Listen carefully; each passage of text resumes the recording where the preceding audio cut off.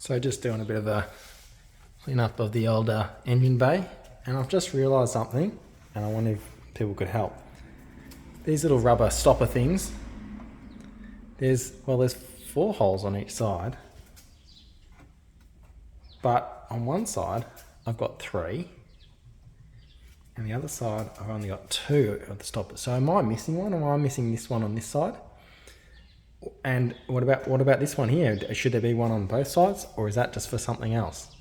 So in the comments, can you please put how many rubber stopper things am I meant to have?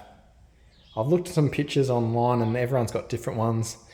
I think it's the earlier EFs didn't have one in the holes, or have 1 or 2 less holes. The ELs, and mine's a late EF, so that might be different. And because it's the same as the ELs, it's got 4 holes, but I'm not sure how many rubber stopper things I'm meant to have. So just to get back to our original stock, can someone please in the comments let me know? All right, cheers guys, have a good one.